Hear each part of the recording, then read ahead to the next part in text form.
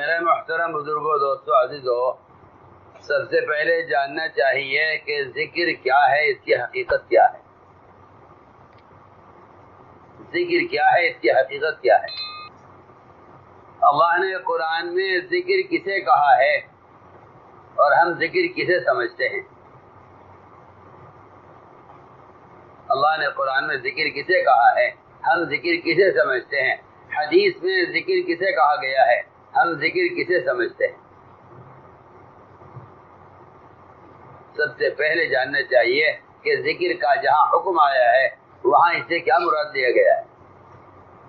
اصل ذکر اللہ کو یاد رکھنا ہے۔ اصل ذکر اللہ کو یاد رکھنا ہے۔ اصل ذکر اللہ کو یاد رکھنا ہے۔ ذاکر وہ نہیں ہے جو تسبیحات پوری کر دے۔ ذاکر وہ نہیں ہے جو تسبیحات پوری کر دے۔ ہماری بات توجہ چاہتی ہے۔ ذاکر وہ نہیں ہے جو تسبیحات پوری کر دے۔ ذاکر اسے کہتے ہیں جو گناہ کے وقت اللہ کو یاد کر دے۔ اگر دوران گناہ اللہ یاد آتے ہیں تو اس کو ذاکر کہا جائے گا، اگرچہ یہ بہت کثرت سے ذکر نہ کرتا ہو۔ ہماری بات توجہ چاہتی ہے۔ اگر گناہ کے دوران اللہ یاد آتے ہیں تو اس کو ذاکر کہا جائے گا، اگرچہ یہ بہت تسبیحات نہ پڑھتا ہو، بہت کثرت ذکر نہ کرتا ہو۔ اور اگر یہ ذکر بہت کثرت سے کرتا ہے لیکن اس کو دوران گناہ اللہ یاد نہیں آتے تو اس آدمی کو غافل کہا جائے گا، ذاکر نہیں کہا جائے گا۔ سیدھی بات، ہماری بات بہت توجہ چاہتی ہے۔ اس کو غافل کہا جائے گا، ذاکر نہیں کہا جائے گا۔ کیوں؟ اس کو گناہ کے دوران اللہ یاد نہیں آئے۔ تو میں نے عرض کیا امت کا ایک طبقہ وہ ہے جو ذکر سے غافل ہے، ایک طبقہ وہ ہے جو ذکر میں غافل ہے۔ جو ذکر میں غافل ہے، ایک طبقہ وہ ہے جو ذکر سے غافل ہے، ایک طبقہ وہ ہے جو اللہ کا نام لیتے ہی نہیں ہے، ایک طبقہ وہ ہے جو ذکر کر کے مطمئن ہے کہ ہم ذکر کرتے ہیں۔ حالانکہ فَاذْكُرُونِي أَذْكُرْكُمْ اس کا ترجمہ یہ ہے تم مجھے یاد رکھو میں تمہیں یاد رکھوں گا۔ تم مجھے یاد رکھو، تم مجھے یاد رکھو۔ جتنے بھی اذکار ہیں وہ سارے اذکار اللہ کو یاد رکھنے کے لیے ہیں۔ آپ غور کیجئے قرآن میں کہ قرآن نے کہاں کہاں ذکر کہا ہے اور ذکر سے قرآن نے کیا مراد لیا ہے۔ سب سے پہلی بات تو یہ ہے کہ سارا قرآن ذکر ہے، سارا قرآن ذکر ہے۔ اِنَّا نَحْنُ نَزَّلْنَا الذِّكْرَ قرآن ہم نے نازل کیا ہے، وَإِنَّا لَهُ لَحَافِظُونَ اور ہم اس کے حفاظت کرنے والے ہیں۔ سب سے پہلی بات تو یہ ہے کہ قرآن شروع سے لے کر آخر تک قرآن بذات خود ذکر ہے۔ کیوں؟ اس لیے کہ قرآن احکام سے بھرا ہوا ہے، اس لیے قرآن نے ہر حکم کو ذکر کہا ہے۔ سارا قرآن ذکر ہے، سارا قرآن ذکر ہے، سارا قرآن ذکر ہے۔ اللہ فرما رہے ہیں اِنَّا نَحْنُ نَزَّلْنَا الذِّكْرَ وَإِنَّا لَهُ لَحَافِظُونَ یہ قرآن ہم نے نازل کیا ہے، پورے قرآن کو ذکر کہا جا رہا ہے۔ پھر آپ پڑھیے آگے، جو کہیں کہ کلمہ لا الہ الا اللہ اس کے الفاظ کا زبان پہ آنا ذکر ہے۔ پھر قرآن کہتا ہے کہ نماز ذکر ہے، بلکہ نماز کو قرآن کہتا ہے کہ سب سے بڑا ذکر ہے۔ نماز سب سے بڑا ذکر ہے، نماز سب سے بڑا ذکر ہے۔ کیوں؟ حالانکہ حج زندگی میں ایک مرتبہ فرض ہے، حج زندگی میں ایک مرتبہ فرض ہے، وہ ابھی جس میں اس کے لیے ہے جس میں حج کی استطاعت ہو۔ قرآن حج کو بھی ذکر کہہ رہا ہے جو زندگی میں ایک مرتبہ ہے، اس کو بھی ذکر کہہ رہا ہے۔ جو نماز صبح سے لے کے شام تک 5 مرتبہ ہر مسلمان مرد و عورت پر فرض ہے، ننگا ہو، بھوکا ہو، فقیر ہو، محتاج ہو، بادشاہ ہو، وزیر ہو، سب کے ذمے نماز 5 وقت کا فرض ہے۔ قرآن اس کو بھی ذکر کہہ رہا ہے، فَاسْأَلُوا أَهْلَ الذِّكْرِ، قرآن اس کو بھی ذکر کہہ رہا ہے، قرآن اس کو بھی ذکر کہہ رہا ہے۔ میں عرض کروں گا، قرآن نماز کو بھی ذکر کہہ رہا ہے، وَلَذِكْرُ اللَّهِ أَكْبَرُ۔ قرآن کہتا ہے کہ ذکر اکبر صرف اس نماز کو کہتے ہیں، ذکر اکبر صرف اس نماز کو کہتے ہیں جو نماز نمازی کو گناہوں سے روک رہی ہو۔ اگر یہ نماز نمازی کو گناہ سے نہیں روک رہی ہے تو ابن عباس فرماتے ہیں کہ پھر یہ ذکر اکبر اس کا مطلب نہیں بنتا۔ نماز ذکر اکبر ہے کب کہ نماز ذکر اکبر ہے اگر یہ آپ کو گناہ سے روک رہی ہے۔ ابن عباس فرماتے ہیں اقیم الصلاۃ ان الصلاۃ تنہی عن الفحشاء والمنکر ولذکر اللہ اکبر۔ پورے قرآن میں نماز کے علاوہ کسی بھی ذکر کو ذکر اکبر نہیں کہا گیا، نہ تلاوت کو، نہ تسبیحات کو، نہ اوراد و وظائف کو، نہیں، کہ پورے قرآن آپ دیکھیں ذکر اکبر کا جو لفظ ہے سب سے بڑا ذکر، وہ ذکر اکبر کا لفظ قرآن میں صرف نماز کے ساتھ ہے، صرف نماز۔ کیا مطلب ہے اس کا کیا مطلب ہے کہ صرف نماز کے ساتھ ذکر اکبر کا لفظ ہے، ورنہ قرآن سارا ذکر ہے۔ حج کو میں نے بتایا، حج کو اللہ نے قرآن میں ذکر کہا ہے، وَاذْكُرُوا اللَّهَ فِي أَيَّامٍ مَّعْلُومَاتٍ، حج ذکر ہے۔ لیکن ذکر اکبر، کہ ذکر اکبر کا لفظ قرآن میں صرف نماز کے ساتھ ہے، کیونکہ نماز سے زیادہ اذکار اور نماز سے زیادہ پابندیاں کسی فریضے میں نہیں ہیں، نہ روزے میں ہیں، نہ حج میں ہیں، نہ زکوٰۃ میں ہیں، نہ جہاد میں ہیں۔ جتنے بھی فرائض ہیں کسی فریضے میں اتنی پابندیاں نہیں ہیں جتنی پابندی نماز کے ساتھ ہے، پابندیاں نماز کے ساتھ ہے۔ نماز میں بندے کے سارے اعضاء، بندے کے تمام اعضاء نماز میں متوجہ رہنے چاہیے۔ جو اعضاء بول سکتے ہیں وہ ذکر میں مشغول ہیں، اور جو اعضاء بول نہیں سکتے وہ قبلے کی طرف متوجہ رہیں، قبلے کی طرف متوجہ رہیں۔ ہاتھوں کا ذکر، پیر کی انگلیوں کا ذکر، کیا مطلب ہے کہ آپ کی انگلیاں قبلے کی طرف نماز میں متوجہ رہیں، یہ انگلیوں کا ذکر ہے، یہ ہاتھوں کا ذکر ہے۔ آپ کی نظر سجدے کی جگہ پر رہے، یہ آپ کی آنکھوں کا ذکر ہے۔ آپ کے کان قرات کو سنیں، یہ آپ کے کانوں کا ذکر ہے۔ آپ کی زبان تکبیرات سے لے کر، تسبیحات سے لے کر تلاوت تک، آپ کی زبان نماز میں تلاوت میں مشغول رہے، یہ آپ کی زبان کا ذکر ہے۔ سب سے بڑا ذکر نماز۔ مجھے عرض کرنا ہے آگے، حج کو ذکر کہا، حج کو ذکر کہا، اور سارے احکام جس پر علم کا اطلاق ہوتا ہے قرآن نے اس کو جگہ جگہ ذکر کہا ہے۔ علم کو ذکر کہا ہے۔ پڑھیے آپ قرآن پڑھیے، آپ کو پتہ چلے گا قرآن نے جگہ جگہ علم کو ذکر کہا ہے۔ علماء کو اہل ذکر کہا ہے، اہل علم نہیں کہا ہے۔ علماء کو اہل ذکر کہا ہے کیونکہ علماء صرف وہ ہیں جو اللہ کو اس کے احکام میں یاد رکھتے ہیں۔ جو علماء علم رکھتے ہیں اللہ کو اس کے احکام میں یاد نہیں رکھتے، قرآن کی اصطلاح میں وہ علماء نہیں کہلا سکتے، وہ علماء نہیں کہلا سکتے، وہ علماء نہیں کہلا سکتے جو اللہ کو اس کے احکام میں یاد نہیں رکھتے، اس لیے کہ علم کا حاصل، علم کا خلاصہ اور علم کی حقیقت ذکر ہے۔ کیا ہے؟ میں آپ سے کہنا چاہتا ہوں کہ سارا کچھ، سب کچھ کا خلاصہ ذکر ہے، اور ذکر کا مطلب اور ذکر کا مفہوم وہ اللہ کو یاد رکھنا ہے، وہ اللہ کو یاد رکھنا ہے. شیطان بہت غلط بات.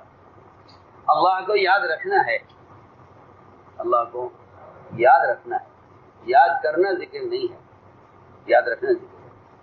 یاد کرنا مالیاسا کا ملفوظ ہے کہ اگر اللہ کا ذکر اللہ کے دھیان کے بغیر کرو گے تو یہ وہ بے ادبی ہوگی جس سے دلوں کے اندر غفلت پیدا ہوگی اور گناہوں سے بچنے کی طاقت پیدا نہیں ہوگی. گناہوں سے بچنے کی طاقت پیدا نہیں ہوگی. یہ بات بالکل حق ہے, یہ بات بالکل حق ہے کہ ذکر میں کسی کیفیت کا پیدا ہونے کا کوئی اعتبار نہیں ہے. کسی کو نماز میں نور نظر آ جائے, کسی کو ذکر میں کیفیت پیدا ہو جائے, اس کا کوئی اعتبار نہیں, اس کا کوئی اعتبار نہیں.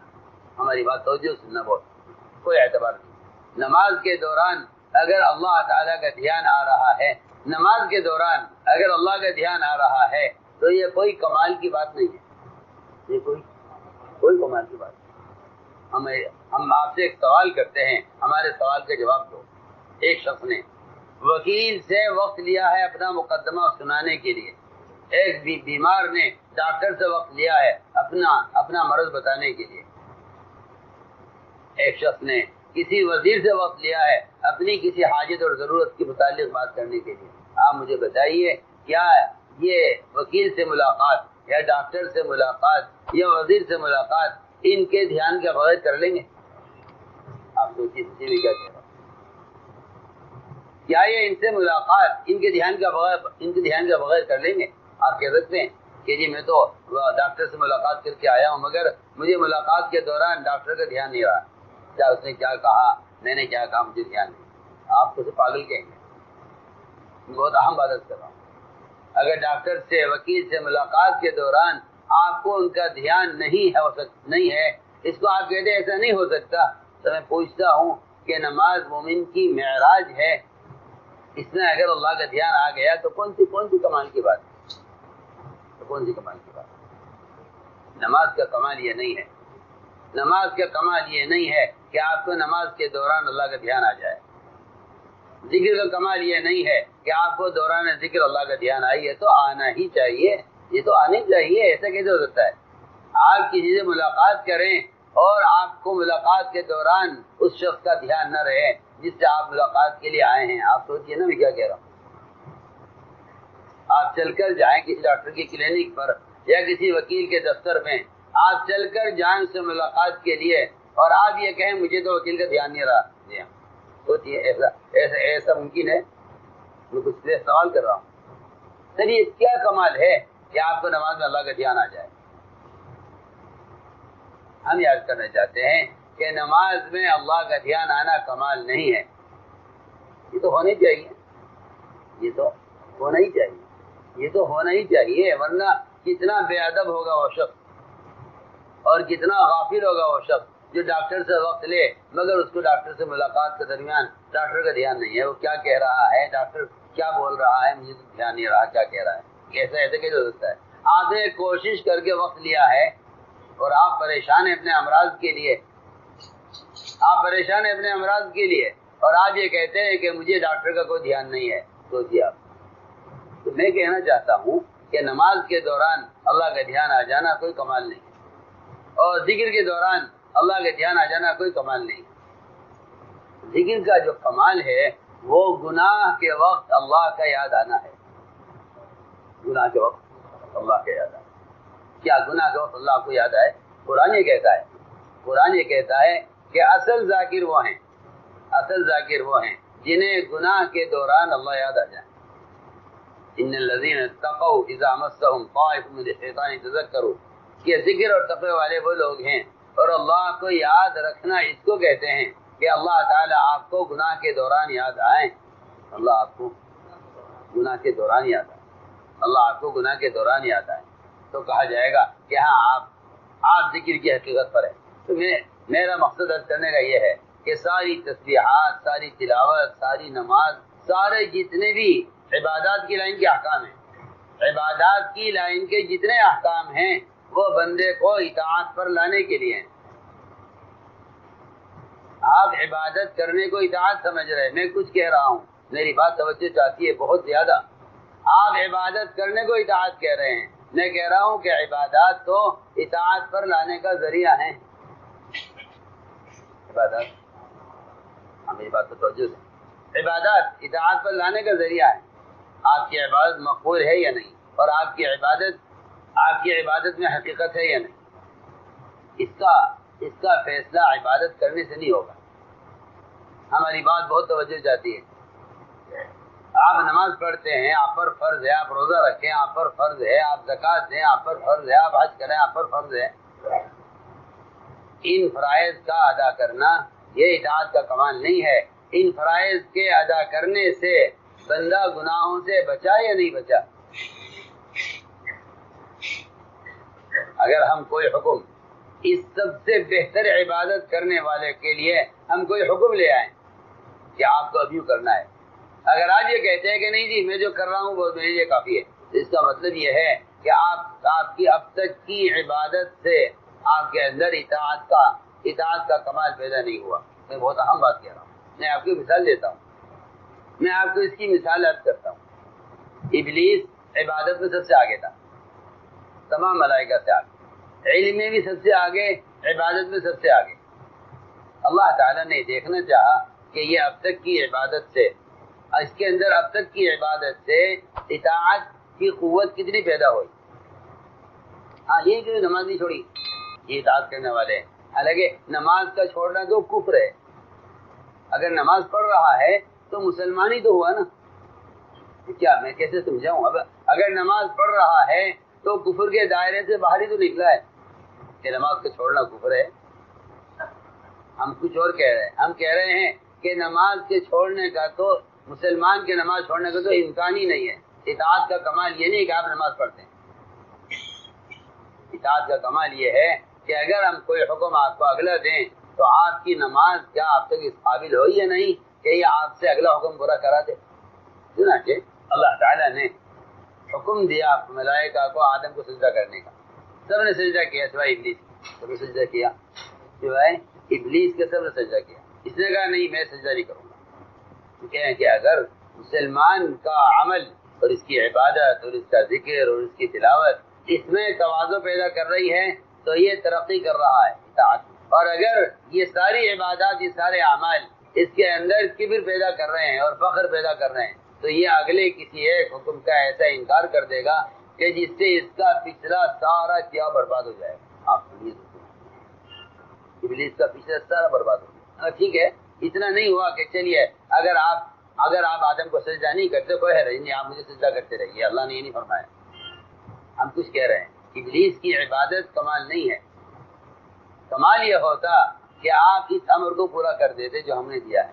ہم نے آپ کی نماز کو جانچنے کے لیے اور آپ کی عبادت کو جانچنے کے لیے آپ کو ہم نے اگلا حکم دیا ہے، اگر آپ اس حکم کو پورا کریں تب تو آپ کو ذاکر کہا جائے گا، اور اگر آپ اگلے حکم سے انکار کر دیں تو آپ کو غافل کہا جائے گا، یہی کہا جائے گا تو نماز نہیں پڑھتے ہیں تو روزہ بھی رکھتے ہیں۔ بہت عام بات کہہ رہا ہوں۔ اللہ تعالیٰ نے بیت اللہ کے لیے رخ کرنے کا حکم نہ کفار کو دیا، نہ یہود کو دیا، نہ نصارہ کو دیا، کسی کو نہیں۔ میری بات توجہ جاتی ہے، آپ رخ کیجئے بیت اللہ کی طرف، یہ حکم نہ کفار کو دیا، نہ یہود کو دیا، نہ نصارہ کو دیا۔ جن کا قبلہ بیت اللہ تھا ان کو بھی نہیں، جن کا قبلہ بیت المقدس تھا ان کو بھی نہیں حکم دیا۔ یہ حکم اللہ نے دیا ہے صرف ایمان والوں کو، یہ حکم دیا ہے اللہ نے۔ میری بات سب دھیان سے سنیں میں کیا کہہ رہا ہوں۔ یہ حکم دیا اللہ نے صرف ایمان والوں کو جو نماز پڑھتے ہیں، جو نماز نہیں پڑھتے ان کے لیے تحویل قبلہ نہیں ہے، جو نماز پڑھتے ہیں پابندی سے ان کے لیے تحویل قبلہ ہوئی ہے۔ ہم جانچنا چاہتے ہیں کہ اب تک آپ نے نماز پڑھی ہے، ہماری عبادت کی ہے، ہم دیکھنا چاہتے ہیں اگر ہم آپ کو کوئی اگلا حکم آپ کے معمول کے خلاف دے دیں تو آپ اس پر عمل کرتے یا نہیں کرتے۔ آپ توجہ دیں میری بات کی طرف، میں اس کو نہیں کمال کہہ رہا ہوں کہ آپ نماز پڑھتے ہیں، میں اسے کمال عبادت سمجھتا ہوں کہ آپ اگر نماز کے دوران حکم آ جائے قبلہ بدلنے کا تو آپ نماز کے دوران فوراً پلٹ جاتے ہیں یا نہیں۔ اگر آپ یہ کہتے ہیں ٹھیک ہے ابھی تو پڑھ لو، عصر سے ادھر پڑھیں گے، تو آپ اطاعت کرنے والوں میں شمار نہیں کیا جائیں۔ میری بات نہیں آ رہی یا نہیں آ رہی؟ معاملہ اتنا آسان نہیں ہے جیسا آپ سمجھ رہے ہیں، میں سمجھ رہا ہوں کہ میں تو نماز بھی پڑھتا ہوں، میں تو روزہ بھی رکھتا ہوں، میں تو حج بھی کرتا ہوں، میں تو کافی، میں نے بہت اچھی مثال آپ کو پیش کی۔ تحویل قبلہ نماز پڑھنے والوں کے لیے جو پابندی سے نماز پڑھتے تھے آپ کے ساتھ، ان کا امتحان ہے۔ ہم ان میں سے چھٹائی کریں گے، یہ کون نبی کا اتباع کرتا ہے فوراً پلٹ جاتا ہے بیت المقدس سے بیت اللہ کی طرف، اور کون نبی کا اتباع نہیں کرتا۔ یہی میں عرض کر چکا اس سے پہلے مثال، یہی حکم آیا فرشتوں کے لیے کہ آدم کو سجدہ کرو، فوراً رخ بدل دیا ادھر سے ادھر۔ تحویل قبلہ اگر مسلمان کے لیے دنیا میں بیت المقدس سے بیت اللہ کی طرف ہے، ادھر اللہ تعالیٰ نے بھی ایک حکم دے کر آزمایا ہے کہ ہم دیکھتے ہیں معمول ہمیں سجدہ کرنے کا ہے، آج ہم کہتے ہیں آدم کو سجدہ کرو، اور یہ کرتے ہی نہیں کرتے۔ یہاں سوال کھڑا ہو گیا، شیطان نے سوال کھڑا کر دیا کہ جب اعلیٰ ہیں یا ادنا ہے، ہم پرانے ہیں یا نیا ہے، ہم بہتر ہیں یا ادنا ہے، تو ہم اس کو سجدہ کیسے کر سکتے ہیں؟ حضرت ثانی فرماتے ہیں اللہ علیہ کہ شیطان کو اس کی عقل نے مارا ہے، کیونکہ یہ عقل کا تقاضا ہے، یہ عقل کا تقاضا ہے کہ یہ بہتر ہیں یا اعلیٰ ہیں یا ادنا ہیں، تو اعلیٰ ادنا کو سجدہ نہیں کرے گا، ادنا اعلیٰ کو سجدہ کرے گا۔ یہ عقل کا تقاضا ہے، یہ عقل کا۔ ہم کچھ کہنا چاہتے ہیں تو میں پھر بھی آپ سے کہتا ہوں کہ مسلمان کا نماز پڑھنا کمال نہیں ہے، کیونکہ نماز کو چھوڑنا تو کفر ہے، نماز کو چھوڑنا تو کفر ہے، نماز کو پڑھنا کمال نہیں ہے، بلکہ سوال اس بات کا ہے کہ آیا یہ نماز تمہیں منکر سے روکتی ہے یا نہیں؟ اسی ابن عباس فرماتے ہیں ذکر اکبر وہ نماز ہے جو منکر سے روک دے۔ پوری آیت پڑھی آپ، ان الصلاۃ تنہی عن الفحشاء والمنکر ولذکر اللہ اکبر، کہ ذکر اکبر وہ نماز ہے جو نماز آپ کو منکر سے روک دے۔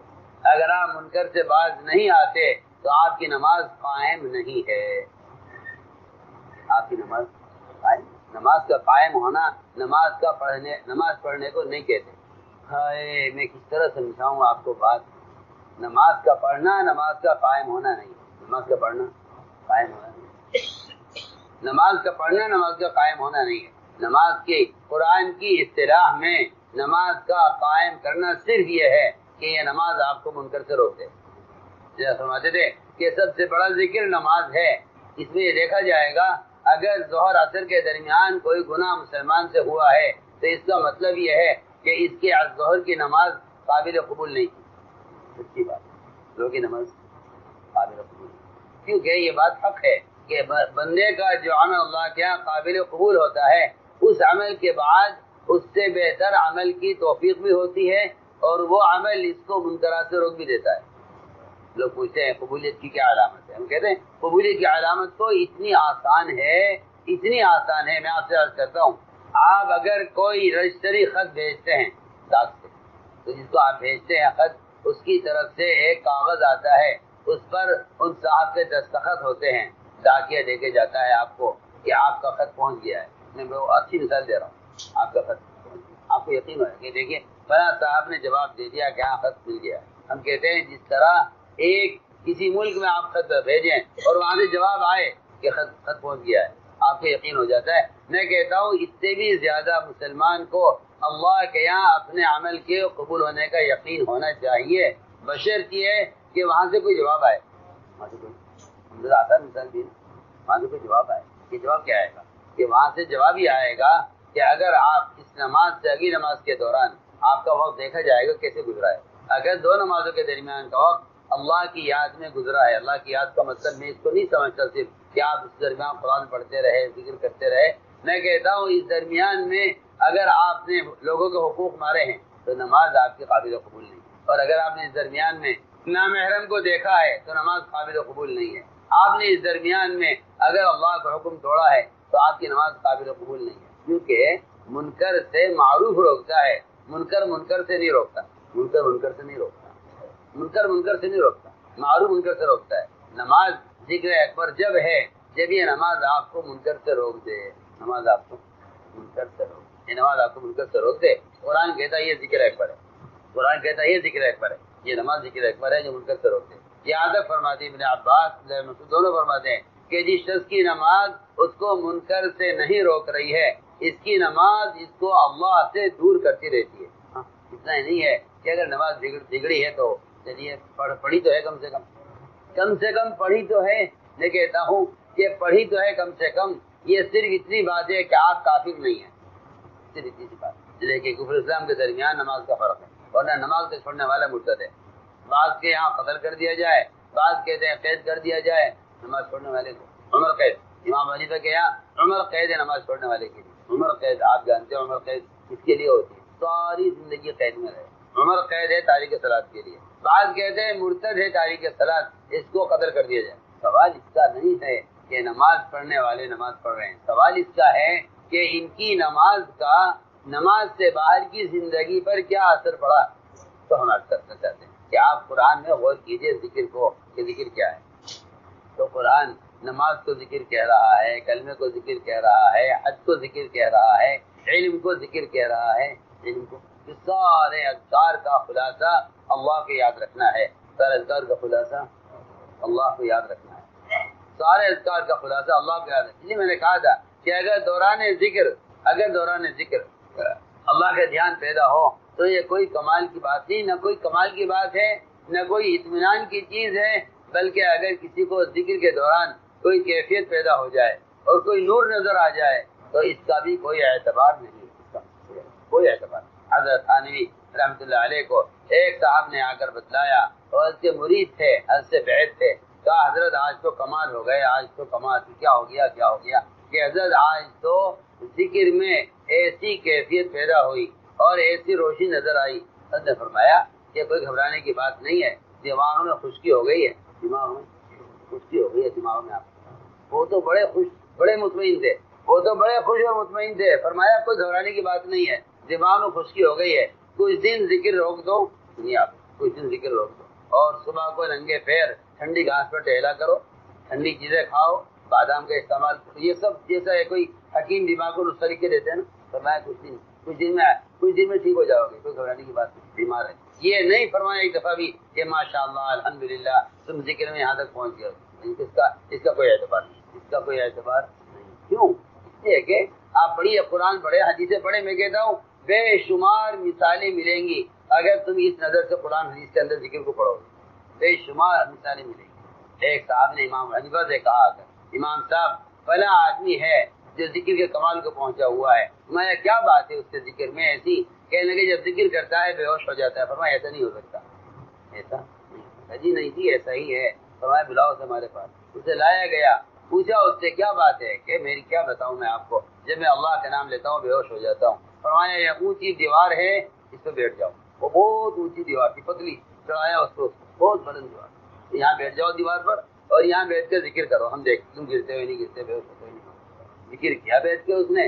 اسی ڈر لگتا رہا ادھر گروں گا بے ہوش نہیں ہو. سب بات جی ہاں امام ابو حنیفہ کا واقعہ ہے، کوئی معمولی بات نہیں. وہ جانتے تھے کہ ذکر کا کمال دوران ذکر روشنی نظر آنا بالکل ایسا ہے جیسے چارجر لائٹ کو آپ لائن پر لگا دیں بجلی کی اور وہ وہاں جل جائے تو اس کے جلنے کا کوئی اعتبار نہیں. اعتبار آپ یہاں سے اس کو الگ کیجیے، سر آپ جلائیے لے جا کے کہیں اندھیرے میں، اس کو بجلی سے ہٹا کر جلائیے. اگر جلتی ہے یہاں سے ہٹ کر تب تو یہ چارج ہوئی ہے، اس کا فائدہ ہے. میں یہ کہنا چاہتا ہوں آپ نماز سے مسجد سے نکل کر بازار کی ظلمتوں میں جائیے، وہاں دیکھیے، وہاں آپ کو اللہ یاد آتے ہی نہیں آتا. آپ مسجد کے ذکر کو ذکر کا کمال مت کہیے، آپ خانقاہ میں ذکر کرنے کو ذکر کا کمال مت کہیے. آپ یہ دیکھیے آپ پیر صاحب سے ہٹ کر اور خانقاہ سے نکل کر اور جماعت سے واپس جا کر چلہ پورا کر کے جب آپ گئے، آپ کی وہاں کیا کیفیت رہی آپ یہ بتائیے پہلے. اگر وہاں آپ کو نماز والی کیفیت وہاں ملتی ہے، اگر یہ کیفیت وہاں ملتی ہے پھر تو آپ چارج ہوئے اور آپ کو ذکر سے نور حاصل ہوا ہے. اور اگر آپ وہاں گناہ کرتے ہیں یہاں ذکر کرتے ہیں تو پھر صاف بات یہ ہے کہ آپ کا ذکر اس قابل نہیں ہے اور آپ کی نماز اس قابل نہیں ہے کہ جو آپ کو اللہ کی یاد گناہ کے دوران اللہ کی یاد دلائے. آپ کا ذکر اس قابل نہیں. کتنی آسان ہوتا ہے، اس کو سوچیں. آپ کا صحابہ سے یہ کہنا کہ اگر تم جس کیفیت میں میرے پاس ہوتے ہو، اگر یہ کیفیت تم کسی طرح بچا کر لے گئے اپنے بیوی بچوں میں اور اپنے کاروبار اور اپنے دنیاوی مشاغل میں، یہ کیفیت اگر تم وہاں لے گئے، یہ نہیں کہ تمہیں حاصل نہیں ہو سکتی. نہیں، یہ غلط خیال ہے لوگوں کا. یہ خیال لوگوں کا غلط ہے کہ یہ کیفیت وہاں نہیں ہو سکتی. خیال غلط ہے لوگوں. مسلمان کو کمال ذکر کمال ایمان کی طرح متوجہ کیا گیا اس روایت سے. یہ نہیں کہا گیا کہ یہ تمہارے بس کی چیز نہیں ہے. نہیں، بالکل نہیں. یہ خیال غلط ہے لوگوں کا. فرمایا جس کیفیت میں میرے پاس ہوتے ہو، یہ کیفیت اگر تم بچا کر لے جاؤ اپنے گھر میں اور اپنے کاروبار میں تو تم سے فرشتے تمہاری بازاروں میں، تمہاری گلیوں میں، تمہارے بستروں پر فرشتے تم سے آگے ملاقاتیں کریں. اور یہ کہتا ہوں یہ چیز صحابہ کے دوران اتنی عام تھی، اتنی عام تھی. صحابہ کے انتقال کا وقت آیا اور میں اپنی بیوی سے کہ دیکھو یہاں فرشتے آئیں گے، تم یہاں خوشبو بتا دو اور تم یہاں سے ہٹ جاؤ تھوڑی دیر کے لیے، فرشتے آئیں گے. اور اپنی موت سے پہلے سارے ملائکہ کا مشاہدہ کر رہے ہیں اور کہہ رہے تم نکل جاؤ یہاں سے، دیکھو یہاں سب فرشتے آ رہے ہیں. تم تو مسلمان کی بات کر رہے، وہاں تو میدان قتال میں کفار ملائکہ کو دیکھتے تھے. میں آپ سے کہنا چاہتا ہوں ذکر کا کمال یہ ہے. لیکن ہماری بات یاد رکھیں، اگر نماز کے دوران اور ذکر کے دوران اور انفرادی اور تنہائی کے ذکر کے دوران اگر اللہ کا دھیان نہیں ہے تو خدا کی قسم ممکن ہی نہیں ہے کہ یہاں سے ہٹ کر اللہ کا دھیان آ جائے. میں تو بہت اچھی مثال آپ کو دے چکا ہوں. اگر آپ نے چارج پر لگائی ہے بیٹری اور آپ نے اس کو آن نہیں کیا بجلی کے بٹن کو اور آپ 6 گھنٹے لگانے کے بعد پچھتاتے ہیں کہ میں تو بٹن کھولنا بھول گیا، یہ تو جیسی تھی ویسی کی ویسی ہے. میں تو بہت اچھی مثال دے رہا ہوں. آپ ہر بار دیکھتے ہیں کہ یہ چارج ہو بھی رہی ہے نہیں ہو رہی، اس کی علامت ہوتی ہے اندر، اس میں ہری بتی جلے گی اس کا کہ چارج ہو رہی ہے. ورنہ کہا جاتا ہے کہ نہیں آپ کی بیٹری خراب ہے، اب یہ چارج ہونے والی نہیں ہے، اس کو ٹھیک کرائیے. اندر کوئی کمی ہے نماز میں جس کی وجہ سے یہ نماز ابھی قابل نہیں ہو رہی ہے کہ یہ آپ کو اندھیرے میں اللہ کی یاد دلا دے اور اندھیرے میں گناہ یاد نظر آ جائے آپ کو، آپ کی نماز قابل نہیں رہی. ہم بہت اچھی مثال آپ کو دے رہے ہیں. اس لیے فرمایا کہ ذکر کا مطلب یہ تھا، ذکر کا مطلب یہ تھا کہ آپ اللہ کو کتنا یاد رکھتے ہیں، آپ اللہ کو کتنا یاد رکھتے ہیں، آپ اللہ کو کتنا یاد رکھتے ہیں. سوال اس کا تھا کہ آپ اللہ کو یاد کتنا رکھتے ہیں. اس لیے قرآن نے صاف کہا ہے کہ تقوی والے وہ لوگ ہیں صرف جب شیاطین کو گناہ کی طرف لے جاتے ہیں تو ان کو اللہ یاد آ جاتا ہے تو ان کی آنکھیں کھل جاتی ہیں، فوراً یہ سمجھ لیتے ہیں کہ اندر شیاطین کیا کرانے چاہتے ہیں. ایک نوجوان تھا حضرت عمر کے زمانے میں، مسجد کا عادی، ہر وقت مسجد میں رہتا تھا، اکثر وقت مسجد میں گزارتا تھا، اکثر وقت. وہ نظر نہیں آیا. عمر کو پوچھا وہ نوجوان کہاں ہے؟ لوگوں نے کہا اس کا انتقال ہو گیا. اس کا انتقال. فرمایا کیا بات پیش آئی؟ یہ بات یہ پیش آئی کہ وہ مسجد سے نکل کے جاتا تھا تو راستے میں ایک لڑکی اس کو اپنی طرف اپنی طرف مائل کرتی تھی اور وہ نہ آنکھ بچا کر گزر جایا کرتا تھا. لیکن ایک دن اچانک ایسا ہوا کہ اس لڑکی نے اس کو اپنی طرف اتنا مائل کیا، اتنا کیا کہ وہ اس لڑکی کے ساتھ ہو گیا. وہ لڑکی اس کو اپنے گھر لے گئی. اس کا معمول یہ تھا کہ وہ روزانہ مسجد سے نکل کر پہلے والد کے پاس جاتا تھا، ان کی خدمت کرتا تھا، پھر اپنے گھر جایا کرتا تھا. اس دن نہیں پہنچ سکا گھر، لڑکی اسے اپنے ساتھ لے گئی. جب وہ لڑکی اپنے گھر تک پہنچی پیچھے لڑکا آ رہا تھا. لڑکی اندر داخل ہو گئی لیکن یہ لڑکا اس کے گھر میں داخل ہوتے ہوتے بے ہوش ہو گیا. لڑکی نے دیکھا کہ بے ہوش ہے، وہ گھبرائی. اس نے کہا لوگوں سے، اپنے ملازمین سے کہ اسے اٹھا کے اس کو اس کے باپ کے گھر پہنچا دیا. وہاں پہنچا دیا بے ہوشی کی حالت. تو ہوش آیا باپ کے یہاں. باپ نے کیا بات ہو گئی، اسے قصہ سنایا اور بات کرتے کرتے ایک قرآن کی آیت پڑھی کہ تقوی والے تو وہی لوگ ہیں کہ جب ان کو اللہ یاد آتے ہیں تو ان کی آنکھیں کھل جاتی ہیں. یہ پڑھ کے دوبارہ بے ہوش ہو گیا، دوبارہ پھر ہوش نہیں آیا. اسی میں انتقال. رات کا وقت تھا، ہم نے حضرت عمر امیر المؤمنین کو اطلاع نہیں کی کہ رات میں کیا حضرت عمر کو پریشان کریں. ہم نے اس کو رات میں غسل دیا فوراً اور نماز پڑھی، اس کو دفن کر دیا. عمر رضی اللہ تعالی عنہ اس نوجوان کی قبر پر گئے. صحابہ سب ساتھ تھے، تمام صحابہ ساتھ تھے، قبر پر کھڑے تھے. حضرت عمر رضی اللہ عنہ نے فرمایا صحابہ سے کہ جو شخص گناہ کے دوران اللہ کو یاد کر لے، اس گناہ کے دوران اللہ کو یاد کر لے، اللہ کے سامنے حاضری کا خوف رکھے تو اللہ تعالی اس گناہ کے دوران اپنے رب کو یاد کرنے والے سے وعدہ کرتے ہیں کہ اس کو جنت کے 2 باغ عطا فرمائیں. قرآن کی آیت پڑھی عمر رضی اللہ عنہ نے اس کی قبر پر. حالانکہ عمر وہ آیت سنا رہے تھے صحابہ کو، وَلِمَنْ خَافَ مَقَامَ رَبِّهِ جَنَّتَانِ، کہ جو آدمی اللہ کے سامنے حاضری کا خوف رکھتا ہے اس کے لیے جنت کے 2 باغ ہیں. ادھر عمر نے کہا لوگوں سے، ادھر قبر سے جوان نے چیخ کر آواز دے کر کہا حضرت عمر سے، امیر المؤمنین آپ ٹھیک کہہ رہے ہیں، مجھے وہ 2 باغ مل گئے، مجھے 2 باغ مل گئے. آپ ٹھیک کہہ رہے ہیں. تمام صحابہ نے، حضرت عمر نے اس نوجوان کی آواز قبر سے سنی. اس نے آواز دے کر کہا ہم آپ ٹھیک کہہ رہے ہیں، میں نے مرتے ہی وہ 2 باغ جنت کے پا لیے. میں کچھ کہنا چاہتا ہوں، یہ جنت کا باغ نہ نماز پر ملا ہے نہ ذکر پر ملا ہے. ہم کچھ کہنا چاہتے ہیں، ہم اعمال پر تو احتساب کرتے ہیں کہ نماز سے یہ ملے گا، زکوٰۃ سے یہ ملے گا، روزے پہ یہ ملے گا، حج پہ یہ ملے گا. جی ہاں، میں بہت اہم بات کہنے جا رہا ہوں. ان سارے اعمال کے فضائل سے تو احتساب کرتے ہیں لیکن ان کے مقابلے کے جو گناہ ہیں ان گناہوں سے بچنے کو، ان نعمتوں کے حاصل ہونے کا سبب ان گناہوں سے بچنے کو نہیں سمجھتے. حالانکہ اگر آپ غور کریں گے تو ہم کچھ کہنا چاہتے ہیں، اعمال کے کرنے سے زیادہ طاقت منکر سے بچنے میں ہے۔ اعمال کی طاقت، میری بات توجہ چاہتے، اعمال کے کرنے سے زیادہ طاقت منکر سے بچنے میں ہے۔ کیوں؟ اس لیے کہ اعمال کے کرنے کی تو اللہ تعالیٰ نے انسان کے اندر عمل کے کرنے کی تو استعداد رکھی ہے، کرے گا، کیونکہ انسان کی تخلیق عبادت کے لیے ہے۔ میری بات بہت توجہ چاہتی ہے، انسان کی تخلیق عبادت کے لیے ہے۔ یہ عبادت نہیں کرے گا تو کرے گا کیا؟ عبادت نہیں کرے گا تو کرے گا کیا؟ تو میری بات کی طرف دھیان دینا پورا، یہ عبادت نہیں کرے گا تو کرے گا کیا؟ وَمَا لِي أَلَا أَعْبُدُ الَّذِي فَطَرَنِي، میں اللہ کی عبادت نہیں کروں گا تو کیوں نہیں کروں گا؟ اللہ نے مجھے پیدا اسی کے لیے کیا ہے، فطرنی، اس نے مجھے پیدا عبادت کے لیے کیا ہے، میں نہیں کروں گا تو کیوں نہیں کروں گا؟ اور اگر میں عبادت کروں گا تو کیا کمال کروں گا؟ اگر ایک آدمی ڈاکٹری سیکھ کر ڈاکٹری کر رہا ہے تو کیا کمال ہے؟ اس کو وہ تیاری اسی کے لیے ہوا ہے، یہ آسان بات ہے۔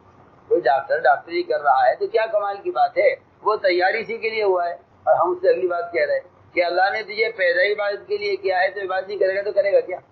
میں کچھ اور کہنا چاہتا ہوں، میں یہ کہنا چاہتا ہوں کہ عبادات کے لوگ فضائل جان کر سمجھتے ہیں کہ احتساب عبادت کے ساتھ ہے، اور میں کہتا ہوں کہ عبادات کے اوامر کو پورا کرنے سے زیادہ قوت اور طاقت منکر سے بچنے میں ہے، کیونکہ عبادات کے کرنے کی تو اللہ نے انسان کے اندر صلاحیت رکھی ہے، لیکن اس کو جو احکام دیے ہیں وہ احکام اس کے فطری تقاضوں کے خلاف دیے ہیں۔ اس میں شہوت کا تقاضا رکھا ہے، زنا کو حرام کیا اس میں، آپ غور کر لیجیے، وہ شخص جس کے لیے چٹان سرک کر غار کا راستہ بالکل بند ہو گیا تھا اور سوائے موت کے ان تینوں کے پاس کوئی راستہ نہیں تھا، اس نے اللہ سے یہ نہیں کہا میں نے ایسی نماز پڑھی، میں نے ایسا روزہ رکھا، میں نے ایسا حج کیے، میں نے تو بہت زکوٰۃ دی، میں نے تو بڑے صدقات کیے، یہ کچھ نہیں کہا۔ اس نے کہا کہ میں اپنی چہیتی لڑکی جس سے مجھے انتہائی محبت تھی، میں اس کے ٹانگوں کے درمیان بیٹھ گیا تھا گناہ کرنے کے لیے، میں نے اے اللہ صرف تیرے خوف سے یہ کام نہیں کیا، مجھے اس سے زنا کرنے میں کوئی رکاوٹ نہیں تھی، اگر میں نے یہ حرام کام تیرے خوف سے چھوڑا ہے تو چھڑانا تھا۔ سمجھنا یہ بات کہ آپ کو کتنی آسان مثال ہے، اس لیے میں کہنا چاہتا تھا کہ عبادات کے اوامر کے پورا کرنے سے زیادہ طاقت منکر سے بچنے میں ہے، لیکن یہ بات حق ہے کہ منکر سے بچنے کی طاقت عبادات سے پیدا ہو۔ اگر عبادات بھی ہیں منکرات بھی ہیں، عبادات بھی ہیں منکرات بھی ہیں، تو میں کہتا ہوں کہ قرآن حدیث کی اصطلاح میں یہ ذاکر نہیں ہے، یہ غافل ہے، یہ ذاکر نہیں ہے، یہ غافل ہے۔ ٹھیک ہے، آپ یہ مت سمجھیے کہ نماز چھوڑنے والا غافل ہے، نماز چھوڑنے والا تو کافر ہے، کیا آپ سے کیا کہوں؟ آپ ہم نماز پڑھنے والے کو نہیں غافل کہہ رہے ہیں، ہم نماز پڑھنے والے کے بارے میں کہہ رہے ہیں کہ یہ ذاکر ہے یا غافل ہے۔ ہم نے آپ کو اچھی مثال دی کہ تحویل قبلہ اس لیے ہوئی ہے، ہم دیکھنا چاہتے ہیں کہ آپ کی نماز نے آپ کے اندر بات کے ماننے کی استعداد اور قوت کتنی پیدا کی۔ یہ تو نماز تو بہت اونچی چیز ہے، معراج مومن کی اور اسلام کا رکن ہے، یہ تو بہت اونچی چیز ہے۔ میں تو کہتا ہوں ایک صرف کھانا کھانے کی سنت جو فرض ہے، نوازی وہ کھانا دائیں ہاتھ سے کھانا سنت ہے، اس میں ایک صاحب نے لقمہ بائیں ہاتھ سے لیا، آپ نے حکم دیا کہ دائیں ہاتھ سے کھاؤ، اس نے جواب یہ دے دیا کہ میرا دائیں ہاتھ اٹھتا نہیں ہے، انکار کیا؟ آپ نے فرمایا اللہ کرے تیرا یہ ہاتھ کبھی نہ اٹھے۔ آپ سوچیے تو صحیح، صرف ایک سنت عمل کے انکار کرنے کی وجہ سے، کیونکہ حدیث میں صراحتاً ہے کہ اس نے تکبر کی وجہ سے انکار کیا ہے، تکبر کی وجہ سے روایت میں ہے کہ اس کے بعد اس کا ہاتھ اس کے منہ کی طرف کبھی اٹھا نہیں، کبھی نہیں، ہاتھ شل ہو گیا، دائیں ہاتھ اس کا شل ہو گیا، مفلوج ہو گیا، کبھی اس کے منہ کی طرف اٹھ نہیں سکا، کیونکہ اس نے تکبر کے ساتھ ایک صرف کھانا کھانے کی سنت کا انکار کیا۔ میرے دوستو، ہماری ساری بات کا خلاصہ یہ تھا کہ نماز سے باہر کی زندگی، یہ قرآن یہ کہتا ہے رجال اللہ تلہم تجارت ولا بیع عن ذکر اللہ، کہ صحابہ ہوتے کہ ان کو ان کی تجارت اللہ کی یاد سے غافل نہیں کرتی۔ اس کا مطلب یہ نہیں ہے کہ وہ ایسے تاجر تھے کہ نماز کی پابندی کرتے تھے، اور ہم سب یہ سمجھتے ہیں کہ بھئی صحابہ کی تعریف اللہ نے قرآن میں کی ہے، رجال اللہ تلہم تجارت ولا بیع عن ذکر اللہ، کہ یہ تجارت اس طرح کرتے کہ نماز یاد رکھتے تھے۔ کیا بات ہے، کیا بات؟ ہم کہہ رہے نماز چھوڑنے والا غافل نہیں ہے، نماز چھوڑنے والا کافر ہے۔ آپ کہاں ہیں؟ ہم ذاکر اس کو نہیں کہہ رہے جو نماز کی پابندی کر رہا ہے، ہم ذاکر اسے کہہ رہے ہیں جو دکان پر بیٹھا ہوا ہے اور جس کو حرام راستے سے 1 لاکھ مل رہے ہیں، حلال راستے سے 10,000 مل رہے ہیں، یہ کہتا ہے میں 90,000 چھوڑ دوں گا، 1,000 کا حلال ملتے ہیں تو میں 90,000 چھوڑ دوں گا اس کے لیے. یہ نہیں ہو سکتا کہ میں یہاں بیٹھ کر حرام کماؤں. اس تاجر کا ذکر یہ نہیں ہے کہ یہاں بیٹھ کے تسبیح پڑھتا ہے یا نہیں پڑھتا، اور یہ تاجر دکان پر بیٹھ کر نماز یاد رکھتا ہے یا نہیں رکھتا. اس سے متعلق ذکر یہاں یہ ہے ہی نہیں، اس سے متعلق ذکر یہ ہے ہی نہیں. ہم کچھ کہنا چاہتے ہیں، ہم یہ کہی نہیں رہے کہ تاجر کا ذکر یہ ہے کہ یہاں بیٹھ کے تسبیح پڑھتا رہے. نہیں، تاجر کا ذکر یہ نہیں ہے کہ وہ نماز یاد رکھے، اور تاجر کا ذکر یہ نہیں ہے کہ وہ یہاں بیٹھ کے تسبیح پڑھتا رہے. تاجر کا ذکر یہ ہے کہ اگر اس کو حرام راستے سے مال ملتا ہے اور یہ اس کا انکار کر کے تھوڑا ماہ حلال راستے سے کما لیتا ہے تو یہ تاجر کا ذکر ہے. ورنہ اقامت صلاۃ کا تو آگے آیت میں مستقل ذکر ہے. اگر یہ نماز کو یاد رکھتا ہے تاجر تو کہا جائے گا کہ یہ تاجر ذاکر ہے کہ نہیں. اس کا ذکر یہ نہیں ہے کہ نماز یاد رکھے تجارت میں. اس کا ذکر یہ نہیں کہ نماز یاد رکھے تجارت میں. اس کا ذکر یہ ہے کہ یہ تجارت میں یہاں اللہ کے احکام کو یاد رکھے، اللہ کی مخلوق کو دھوکہ دینے میں اللہ سے ڈرے. یہ اس تاجر کی تجارت، اس تاجر کا ذکر یہ ہے. سمجھ میں آئی نا بات؟ ہاں. اور مجھے حیرت ہے، تاجر کہتا ہے جی میں تو نماز ہی پڑھتا ہوں پھر بھی دکان قرتی ہو گئی، میں تو نماز بھی پڑھتا ہوں پھر بھی دکانوں میں آگ لگ گئی، میں تو نماز پڑھتا ہوں پھر بھی مقروض ہو گیا. ایسے کیوں ہوا ہے؟ کہ نہیں، یہ آپ کے مقروض ہونے یا آپ کی دکان میں آگ لگنے کا تعلق آپ کی نماز پڑھنے سے نہیں ہے. نماز پڑھتے ہیں ایک الگ معاملہ ہے، چاہے آپ کی نماز کامل کیوں نہ ہو، آپ نماز کے پابند کیوں نہ ہو، آپ کی دکان کے چلنے کا، آپ کی نماز کے پڑھنے، آپ کی نماز سے آپ کی دکان نہیں بچے گی. آپ کی دکان کے بچنے کا جو تعلق ہے وہ آپ کے دکان کے دین سے ہے.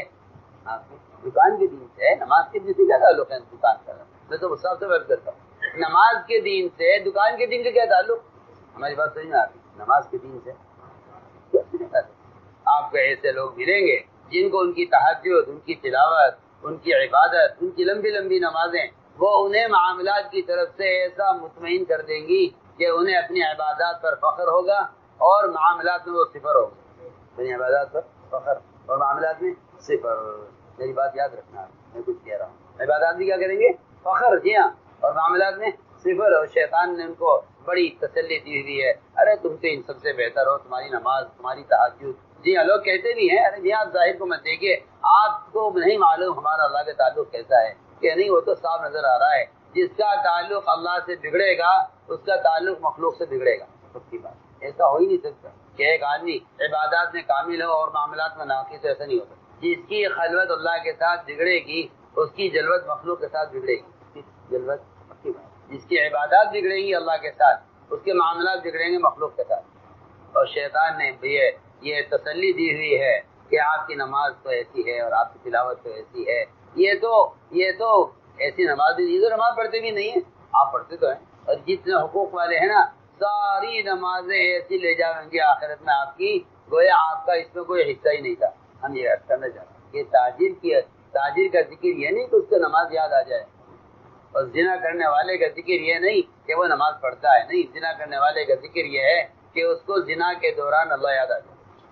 تو ہم نے ایک بات چھیڑی تھی، ہمارا دل چاہتا ہے کہ اس کو سمجھا جائے اچھی طرح کہ کمال ذکر نہ ذکر کی تصفیات کا پورا ہونا ہے اور نہ ذکر میں اللہ کا دھیان آنا ہے، بلکہ کمال ذکر یہ ہے کہ آپ کو گناہ کے دوران اللہ یاد آئے یا نہیں. اگر آپ کو گناہ کے دوران اللہ یاد آ گئے تو آپ ذاکر ہیں، اور اگر گناہ کے دوران اللہ یاد نہیں آئے آپ کو اور آپ نے اللہ کے خوف سے اس گناہ کو ادھورا نہیں چھوڑا تو آپ کے ذکر میں کوئی کمال نہیں ہے، آپ کی نماز میں کوئی کمال نہیں.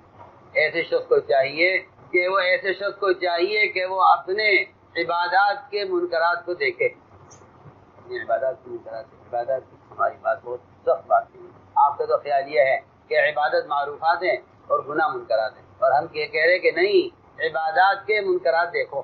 جو اپنی عبادت کا منکر نہیں دیکھے گا وہ نماز سے باہر کے منکرات سے بچ نہیں سکے گا. معاشرے کے منکرات سے وہ بچ سکے گا جو اپنی عبادت کے منکرات پر غور کرے.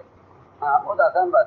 جس کی آنکھ نماز میں پابند نہیں ہے اس کی آنکھ نماز سے باہر خطا کرے گی. یہ بالکل یہ تجربے کی بات کہہ رہا ہوں. جس کی آنکھ نماز میں پابند نہیں، اس کی آنکھ خطا کرے گی. لوگ اس سے شکایت کرتے ہیں، خطوط کے ذریعے بھی کہتے ہیں، زبانی بھی کہتے ہیں کہ جی نظر کی حفاظت نہیں ہو رہی. میں نے کہا نماز ٹھیک کر لو، نماز ٹھیک. اس لیے آپ کہیں آپ دیکھیں گے کوئی گناہ شیطان یاد نہیں دلاتا. اگر شیطان باتیں یاد دلاتا ہے تو نماز کے دوران یاد دلاتا ہے کہ اگر اس کی نماز بگڑ گئی تو سارا دین بگاڑنا اس کا میرے لیے آسان ہے۔ اب حدیث میں یہ شیطان آ کر بات یاد دلاتا ہے نماز میں کہ اگر یہ نماز بگڑ گئی تو سارے دین کا بگاڑنا میرے لیے ان کا آسان ہے۔ میرے دوستو عزیزو، ہم نے ایک بات کہ نماز کے منکرات تلاش کرو۔ کیا نماز منکر ہو سکتا ہے؟ حالانکہ آپ جانتے ہیں کہ تمام منکرات میں چوری بڑا منکر ہے، کیونکہ چوری حقوق العباد میں سے بھی ہے، چوری حقوق العباد میں سے بھی ہے۔ اور آپ صلی اللہ علیہ وسلم نے فرمایا کہ سب سے بڑا چور وہ نہیں ہے جو دینار درہم پیسہ روپیہ چرا لے، نہیں، سب سے بڑا چور وہ ہے جو نماز سے چوری کرے۔ صحابہ نے عرض کیا کہ نماز میں سے کیا چرائے گا؟ نماز کوئی جائیداد ہے، کوئی مال ہے، فرمایا اس کے رکوع سجدوں میں اطمینان نہ ہو، یہ نماز کا چور ہے۔ اس لیے نماز چھوڑنے والا چور نہیں ہے، نماز پڑھنے والے کو چور کہا ہے۔ ایسے ہی نماز پڑھیے نا، آپ نے یہ نہیں کہا نماز پڑھنے والا چور ہے، کہ نماز پڑھنے والا سب سے بڑا چور ہے۔ بڑھیا، یہ جو چوری کر رہا ہے اور نماز پڑھ رہا ہے، آپ نے فرمایا کہ اگر یہ چوری کرتا ہے چور اور نماز بھی پڑھتا ہے تو اس کی نماز کا کمال اس کو چوری سے روکے گا۔ یہ حدیث ہے، اس کی نماز کا کمال اس کو چوری سے۔ تو ہم نے عرض کیا کہ نماز کے منکرات اگر نماز کے منکرات کو غور نہیں کرو گے تو نماز نعوذ باللہ منکر بنے گی، اور پھر منکر سے نہیں روکے گا بلکہ منکر پر آمادہ کرتا ہے، منکرات پر آمادہ کرتا ہے، معروفات منکرات سے روکتی ہے۔ تو ہم نے عرض کیا کہ ذکر پر توجہ دیں کہ ذکر کیا ہے۔ ان اذکار میں سب سے افضل ذکر، تمام اذکار میں افضل ذکر قرآن کی تلاوت ہے۔ افضل ذکر قرآن کی تلاوت ہے، بشرط یہ کہ اس تلاوت کو تلاوت کی طرح کیا جائے، اور اس تلاوت کا سب سے پہلا حق یہ ہے کہ قرآن کو سمجھ کر پڑھا جائے۔ قرآن کو بغیر سمجھے پڑھنا خود بہت بڑی غفلت کا سبب ہے۔ ہماری بات توجہ چاہیے۔ قرآن کی تلاوت کا جو قرآن کے تلاوت کرنے والے کا جو ذکر ہے، اس ذکر کا کمال قرآن کو سمجھ کر پڑھنے میں ہے۔ بغیر سمجھے پڑھنے میں اجر تو مل جائے گا، لیکن ذکر کا جو کمال ہے وہ اس کو سمجھ کر پڑھنے میں ہے۔ ہماری بات بہت توجہ چاہیے۔ اجر تو ملے گا، اس میں تو کوئی شک نہیں ہے، اس کے صرف الفاظ پر اجر کا وعدہ ہے، اس میں کوئی شک نہیں ہے۔ آپ علیہ السلام کہیں آپ کو 30 نیکیاں مل گئی، سوال اس کا نہیں، سوال اجر کا نہیں ہے، سوال تو اثر کا ہے، سوال اثر کا ہے کہ قرآن کی تلاوت سے آپ پر کیا اثر پڑا۔ بھائی فرماتے رضی اللہ تعالیٰ عنہ، قرآن کو بغیر سمجھے پڑھنے میں کوئی خیر نہیں ہے، قرآن کو بغیر سمجھے پڑھنے میں خیر نہیں ہے۔ حضرت علی کا قول ہے، قرآن کو بغیر سمجھے پڑھنے میں خیر نہیں ہے۔ کیوں؟ اس لیے کہ یہ وعیدوں کا اور وعدوں کا اور احکام کا مجموعہ ہے۔ اگر آپ انگریزی نہیں جانتے اور آپ سے آ کر کوئی کہے کہ آپ کے باپ کا انتقال ہو گیا ہے تو آپ ہنس کر بات ٹال دیں گے، اچھی بات بتا آپ کو انگریزی، اور آپ سے آ کر کوئی یہ کہے کہ آپ کے والد صاحب کا انتقال ہو گیا ہے تو آپ ہنس کر ٹال دیں گے بات۔ جی ہاں، میں بہت اہم بات کہہ رہا ہوں۔ جو قرآن پڑھ کر روتے نہیں ہیں اور جو قرآن کے پڑھنے سے متاثر نہیں ہوتے وہ لوگ ہوتے ہیں جو اس کو سمجھنے کا ارادہ نہیں کرتے۔ تو کہتے ہیں میاں وہ تو علماء سمجھے کیا مطلب ہے، ہمیں تو پڑھنے سے مطلب ہے۔ ہر کی یہ بات نہیں، یہ خیال غلط ہے آپ کا، یہ خیال آپ کا سراسر غلط خیال ہے۔ قرآن کفار سے مخاطب نہیں ہے، مومن سے مخاطب ہے۔ سب سے زیادہ قرآن میں خطاب مومن کو ہے، کافر کو نہیں ہے، منافق کوئی بہت کم ہے۔ آپ دیکھیے یا ایھا الذین آمنوا یا ایھا الذین آمنوا یا ایھا الذین آمنوا، شاید کوئی جگہ آپ کو اس سے خالی ملے۔ اس لیے حیرت کی بات یہ ہے کہ اس زمانے کا مسلمان قرآن سے اتنا متاثر نہیں ہے جتنا اس زمانے کا مشرک قرآن سے متاثر تھا۔ آپ کو میری بات بری لگے گی مگر حقیقت ہے۔ آپ دیکھیے کفار مکہ نے ابوبکر صدیق رضی اللہ تعالیٰ عنہ کو مکے سے نکالا اس لیے تھا کہ آپ قرآن زور سے پڑھتے ہیں، ہماری عورتیں بچے سمجھتے ہیں قرآن، اور وہ قرآن سمجھ کر اسلام کی طرف مائل ہوتے ہیں، لہٰذا آپ قرآن زور سے نہیں پڑھیں گے، اس شرط پر ہم آپ کو امان دیں گے، اور اگر آپ قرآن زور سے پڑھیں گے تو ہم آپ کو مکے سے نکالیں گے، باوجود یہ کہ آپ بڑے سخی ہیں، بڑے رحم دل ہیں، بیواؤں کے، یتیموں کے، مسکینوں کے کام آتے ہیں، اس ساری صفات کے باوجود ہم آپ کو مکے سے نکال دیں گے۔ ابن دغینہ نے کہا کہ ابو بکر میں آپ کو امان دے سکتا ہوں ایک شرط پر، کہ آپ قرآن آہستہ پڑھیں، اس شرط پر میں آپ کو امان دے سکتا ہوں، اگر آپ نے قرآن زور سے پڑھا ہم آپ کو مکے سے نکال دیں گے، ورنہ آپ جیسا سخی اور آپ جیسا رحم دل آدمی نکالا نہیں جا سکتا مکہ مکرمہ سے۔ اگر آپ نے زور سے قرآن پڑھا تو ہم آپ کو نکالیں گے۔ کیوں؟ آپ صلی اللہ علیہ وسلم نے ایک مشرک کو سورہ فاتحہ پڑھ کر سنائی. اس نے کہا اتنی گہری لغت ہے اور اتنے گہرے الفاظ ہیں یہ، کیا پورا قرآن ایسا ہی ہے یا ایسی ایک سورت ایسی ہے؟ میں اس قرآن کی گہرائی اور اس کی لغت کی گہرائی کو سن کر میں سمجھتا ہوں کہ یہ کلام بشر کا کلام نہیں ہے. لہٰذا میں صرف اس ایک آیت کے سننے کی وجہ سے میں آپ کے دین کو قبول کرتا ہوں. آپ سنیے تو صحیح. میں سمجھتا ہوں کہ صرف تلاوت ذکر نہیں ہے، بلکہ اس کی اصل ذکر جو میں شروع سے کہہ رہا ہوں، جب سے بات شروع کی ہے، اصل ذکر اللہ کے وعدوں کا اور وعیدوں کا اثر لینا ہے. اللہ کے حکم سے آپ اللہ کے حکم سے متاثر ہیں یا نہیں؟ اللہ کے احکام کا تاثر ذکر ہے. تصویر کا پڑھنا ذکر نہیں ہے، صرف اللہ کے احکام کا تاثر ذکر ہے. ہم کچھ کہہ رہے ہیں، ہماری بات سمجھ میں آنا بہت مشکل ہے. میں کچھ کہہ رہا ہوں، آپ تلاوت کرنے کو ذکر کہتے ہیں، میں قرآن کے تاثر کو ذکر کہتا ہوں. سن رہے سو رہے آپ واقعی ٹھیک ہے. میں قرآن پڑھتا ہوں، ذکر ہے قرآن پڑھنا. میں کہہ رہا ہوں کہ سوال اجر کا نہیں ہے، سوال اثر کا ہے کہ آپ قرآن پڑھ کر کتنے متاثر ہو. سوال اس کا ہے. تو میرے بھائی دوستو، یہ میں عرض کیا کہ اس کی تلاوت کا سب سے پہلے حق یہ ہے کہ اس کو سمجھیے. وعیدوں کا خوف، وعدوں پر امید. آپ صلی اللہ علیہ وسلم کی تلاوت میں یہ دو چیزیں رہا کرتی ہیں، وعیدوں کا خوف، وعدوں کی امید. جہاں وعدے وہاں تمنا اور امید، جہاں وعید ہے وہاں خوف، جہاں وعید وہاں خوف، جہاں ثواب وہاں امید. اس طرح صحابہ کرام قرآن کی تلاوت کیا کرتے. اور ہم مسلمانوں میں انگریزی کا اخبار تو سمجھ لیں گے، جھوٹے اخبار تو خرید کے پڑھیں گے. جھوٹے اخبار خرید کر پڑھیں گے. اور قرآن اگر رکھا ہوا ہے مسجد میں، اس کو پڑھنے کی توفیق نہیں ہے. اس کو پڑھنے کی توفیق نہیں. تو میں نے ایک مثال عرض کی تھی کہ اگر کوئی آدمی انگریزی نہیں جانتا اور آپ اس کو اس کے باپ کی موت کی خبر دیں تو وہ ہنس کر ٹال دے گا. اور اگر اس کو پتہ چل جائے کہ یہ انگریزی میں یہ کہہ رہا ہے آپ کے باپ کا انتقال ہو گیا، تو بتائیے آپ کا تاثر کیا ہوگا؟ میرے پاس کے جواب صرف ذرا سمجھنے کی بات. اسی خبر کو آپ نہ سمجھیں تو آپ ہنس لیں گے، اور اسی خبر کو آپ اگر سمجھ لیں تو آپ روئیں گے. دیکھیے آپ کچھ فیصلے کی میں بہت اچھی مثال دے رہا ہوں. آپ کو اس حادثے میں کوئی تاثر نہیں ہوگا اگر آپ حادثے کو سمجھے نہیں ہیں. یہ حادثے اگر آپ سمجھ لیں تو آپ کی اسی لمحہ کیفیت ہنسنے کے بجائے رونے کی ہوگی. ایسا ہی ہے نا. اور آج کل کے لوگ کہتے ہیں بھائی سمجھنا تو بھائی علماء کا کام ہے، آپ تو عام مسلمان کو کیا قرآن سمجھنا. میں تو سمجھتا ہوں بے وقوفی کی بات ہے، بے وقوفی کی بات. افلا یتدبرون القرآن، قرآن کہہ رہا کیا یہ قرآن میں غور نہیں کرتے؟ قرآن میں غور نہیں کرتے. اس لیے قرآن کو سمجھ کر پڑھنا، کیونکہ یہ قرآن کا حق ہے، قرآن کا تقاضا ہے. قرآن کا یہ حق ہے، قرآن کا تقاضا ہے. آپ مجھے سمجھیے میں کیا کہہ رہا ہوں. اور یہ بات بھی ذہن میں رہے کہ یہ قرآن جو خلاف کھڑا ہوگا قیامت میں، وہ صرف اتنی بات نہیں ہے کہ جی میری تلاوت نہیں کی ہے. نہیں، قرآن جو کھڑا ہوگا مسلمان کے خلاف، وہ یہ مدعا لے کر کھڑا ہوگا انہوں نے میری اطاعت نہیں کی ہے. میری اطاعت نہیں کی. مہجورہ کا دونوں معنی بیان کیا علماء. یا رب ان قوم اتخذوا هذا القرآن مہجورا. مہجور سے دونوں مراد ہیں. ایک مہجور سے وہ مراد ہے جس نے اس رات کو کہ تہجد میں اور رات کے قیام میں نہیں پڑھا، اس کے بھی خلاف ہوگا. تو دونوں جھگڑے قرآن کے اپنی جگہ الگ الگ ہیں.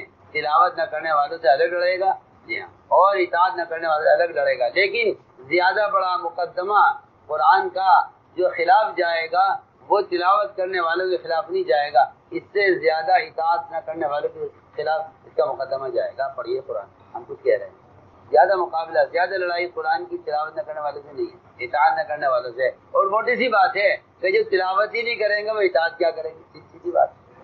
جی اطاعت وہ نہیں کریں گے، تلاوت ہی نہیں کریں گے. اس لیے فرمایا تمام اذکار میں سب سے افضل ذکر قرآن کی تلاوت ہے. تمام اذکار میں آتا ہے جس کو قرآن کی تلاوت کی وجہ سے ذکر و دعا کا وقت نہ ملے، اللہ تعالیٰ اس کو اس سے بہتر عطا فرما دیتے ہیں. جی ہاں، بغیر دعا کے حاجتیں پوری ہوں اور بغیر اور بقیہ اذکار کے بغیر تمام اذکار سے زیادہ اجر ملے. تمام کیوں؟ اس لیے کہ قرآن خود دعا ہے. قرآن خود دعا ہے. قرآن کی دعائیں دعاؤں کا متن ہے، اور مصنون دعائیں قرآن کی دعاؤں کی شرح ہے. مصنون دعائیں قرآن کی دعاؤں کی شرح ہیں، اور قرآن کی جو دعائیں ہیں وہ دعاؤں کا متن ہے. قرآن کی دعائیں دعاؤں کا متن ہے، اور مصنون دعائیں قرآن کی دعاؤں کی شرح ہے. ہماری بات توجہ چاہتی ہے. لوگ شرح پڑھتے ہیں لیکن متن نہیں پڑھتے. تو علماء سے کہہ رہا ہوں کیا پڑھتے ہیں؟ ایسا ہو سکتا ہے؟ وہی بتائیے ایسا ہو سکتا ہے کہ آدمی شرح پڑھے متن کی ضرورت نہیں ہے. آپ متن کے بغیر شرح سمجھ ہی نہیں سکتے کہ یہ شرح کس چیز کی ہے. ہاں لیکن دعائیں مصنوع دعائیں ہیں وہ قرآن کی دعاؤں کی شرح ہے. قرآن کی دعاؤں کی اس لیے فرمایا کہ قرآن تو بذات خود دعا ہے اور دعاؤں کے مجموعے کا نام قرآن ہے. دعاؤں کا مجموعہ ہے قرآن. دعاؤں کا مجموعہ ہے قرآن. یہ فرمایا کہ اس کو قرآن کی تلاوت کی وجہ سے دعا کا وقت نہ ملے اس کو دعائیں اس کو حاجتیں اس کے بغیر دعا کی پوری ہوں. اور جس کو قرآن کی تلاوت کی وجہ سے ذکر کا وقت نہ ملے کہ اللہ تعالیٰ اس کو ذکر سے زیادہ اجر قرآن کی تلاوت پر. کیونکہ سارے اذکار میری زبان ہے. سارے اذکار میری زبان ہے. سارے اذکار ذاکر کی زبان ہے. صرف قرآن اللہ کی ذات سے نکلا ہوا ہے. اس لیے سوال پیدا ہوا کہ قیام افضل ہے یا سجدہ افضل ہے. قیام افضل ہے. ایک جماعت کی سجدہ افضل ہے کیونکہ بندہ سے زیادہ قریب اللہ کے سجدے کی حالت میں ہوتا ہے. کہ سجدہ افضل ہے کیونکہ بندہ سے زیادہ قریب اللہ کے سجدے کی حالت میں ہوتا ہے. نہیں جی سجدہ افضل نہیں ہے قیام افضل ہے کیونکہ سجدے میں میری زبان ہے سبحان ربی الاعلیٰ اور قیام میں اللہ کا کلام پڑھا جاتا ہے. قیام میں قیام افضل قیام افضل قیام افضل ہے. تکان بھی قیام میں ہے سجدے میں تکان نہیں ہے. سجدے میں تو آرام ہے. قیام تکان کس میں ہے؟ قیام میں ہے. آپ اتنا لمبا قیام کرتے ایک پیر اٹھاتے ایک رکھتے تکان کی وجہ سے جب کھڑے کھڑے تک جاتے تو آپ پیروں کو ہلانے لگتے. اللہ نے فرمایا طٰہٰ نبی جی دونوں پیر جما کر رکھیے نماز میں. طٰہٰ کا مطلب یہ ہے دونوں پیر جما کر رکھیے. ہم نے آپ کو قرآن اس لیے کیا کہ ہم شقت میں پڑ جائیں. پیر جما کر رکھیے نماز میں ورنہ آپ یراجع بین قدمین آپ ایک پیر اٹھاتے ایک پیر رکھتے. میں کہ نہیں دونوں پیر جما کر رکھیے. اور ہم نے آپ کو مشقت میں پڑھنے کے لیے دیا قرآن. تو میں نے عرض کیا کہ اگر کوئی شخص خدا نہ کرے نعوذ باللہ کسی اخبار میں کسی رسالے میں تاریخ اسلام یا اشعار یا موجودہ زمانے کے حالات اگر کسی شخص کو ان چیزوں میں قرآن کی تلاوت سے زیادہ مزہ محسوس ہوتا ہو تو یہ اس کے دل کے گندا ہونے کی علامت ہے. اس کے دل کے گندا ہونے کی علامت. اگر کسی بھی شخص کو کسی مسلمان اشعار میں یا اخبار میں یا کہانیوں میں اگرچہ وہ کہانیاں سچی کیوں نہ ہوں اگر قرآن کی تلاوت سے مزہ اس میں آتا ہے تو یہ اس کے دل کے گندا ہونے کی علامت. جب دل گندا ہو جاتا ہے نا جب دل گندا ہو جاتا ہے نا جب دل گندا جب دل گندا ہو جاتا ہے نا تو قرآن کی تلاوت میں آدمی کا دل نہیں لگتا. بہت جلدی طبیعت بھر جاتی ہے. اخبار آپ دیکھیے آپ اخبار 1 گھنٹہ پڑھتے ہیں. بعض لوگوں کو اخبار پڑھنے کی بیماری ہے. اخبار کا مطلب یہ ہے کہ آپ حالات کے اعتبار سے چلیے. قرآن کا تقاضا یہ ہے کہ نہیں آپ حالات کے خلاف چلیے. انسانوں کی ذہنیت کو اپنے انسانوں کی ذہنیت کو کفر کی ذہنیت کے مطابق چلانے کے لیے اخبار نکالا جاتا ہے. کہ ہماری آپ کی ذہنیت ایک ہونی چاہیے. آپ نے بہت عام بات کیا. اس لیے ہم نے عرض کیا کہ حضرت عثمان فرماتے رضی اللہ تعالیٰ عنہ اگر تمہارے دل پاک ہوتے تو قرآن کی تلاوت سے تمہارا پیٹ نہ بھرتا. فرماتے تھے جو آدمی اشعار یاد کرے گا وہ قرآن یاد نہیں رکھ سکے گا. حضرت عمر کا قول ہے کیا یاد کرے گا جو اشعار یاد کرے گا وہ قرآن یاد نہیں رکھ سکے گا. حالانکہ یہ بات سمجھ آتی نہیں. اتنے بڑے بڑے شعراء گزرے ہیں جو قرآن کے بڑے پکے حافظ. آج بھی بہت سے ایسے آپ کو نظمیں پڑھنے والے گانے والے شعراء شعر بنانے والے ایسے ملیں گے جو قرآن کے جید حافظ ہیں. حالانکہ اس کا مطلب یہ ہے ہی نہیں کہ جو آدمی اشعار یاد کرے گا وہ قرآن یاد نہیں رکھ سکے گا. اس کا مطلب یہ ہے ہی نہیں. اس کا مطلب یہ ہے کہ جو آدمی اشعار پڑھے گا یا اشعار یاد رکھے گا کیونکہ وہ قرآن کے احکام یاد نہیں رکھ سکے گا. قرآن کا حافظ ہونا کمال نہیں ہے بلکہ قرآن کا محافظ ہونا کمال ہے. حافظ نہیں. حافظ قرآن کا مطلب تو اس کا دماغ ہے اس کا قرآن یاد ہے. کیا بات ہے. حافظ قرآن ہونا کوئی کمال کی بات نہیں ہے. حافظ قرآن کا مطلب یہ ہے کہ اس کے دماغ میں قرآن جم گیا ہے. ہم کچھ کہہ رہے ہیں حافظ قرآن سے نہیں کہتے جو قرآن یاد کرتے. صحابہ کے زمانے میں آپ اگر غور کریں گے صحابہ کے زمانے میں قراء ان کو نہیں کہا جاتا تھا جو قرآن کا قاری ہوں قرآن اچھا پڑھتے ہوں اور قرآن کے حافظ ہوں. وہ نہیں. صحابہ کے زمانے میں قراء علماء کو کہا جاتا تھا. قراء ایک تو میں نے کہا ایک حافظ قرآن ہے اشعار یاد کر سکتا ہے قرآن یاد کر سکتا ہے دماغ ہے اس کا. ایک ہے محافظ قرآن کہ وہ ہر موقع پر جانتا ہے کہ اللہ تعالیٰ مجھ سے کیا چاہتے ہیں اور وہ قرآن کے احکام کی حفاظت کرتا ہے اطاعت کرتا ہے. فرمایا کہ پھر تو بات یہ ہے کہ جو آدمی اشعار یاد رکھے گا وہ قرآن کے احکام کو یاد نہیں رکھ سکے گا. اس لیے فرمایا کہ وہ قرآن کو یاد نہیں رکھ سکے. اس لیے فرمایا کہ قرآن کی تلاوت کو اپنا معمول بناؤ. قرآن کی تلاوت کو اپنا معمول بناؤ. قرآن کی تلاوت کو اپنا معمول بناؤ. قرآن کی تلاوت کو ایک ہفتے میں قرآن ختم ہونا چاہیے. کم سے کم کی بات ہے ایک ہفتے میں قرآن ختم ہونا چاہیے. ایک ہفتے میں قرآن ختم ہونا چاہیے. ایک ہفتے میں قرآن ختم ہونا چاہیے. اس لیے فرمایا کہ ایک ہفتے کی منزلیں متعین کی ہیں کہ ایک ہفتے میں آدمی روزانہ کہاں سے کہاں تک پڑھے. روزانہ قرآن کہاں سے کہاں تک روزانہ پڑھے. اس کی منزلیں متعین کی. روزانہ قرآن کہاں سے کہاں تک پڑھے اس کے لیے قرآن نے منزلیں دیکھی. صحابہ کا معمول یہ تھا.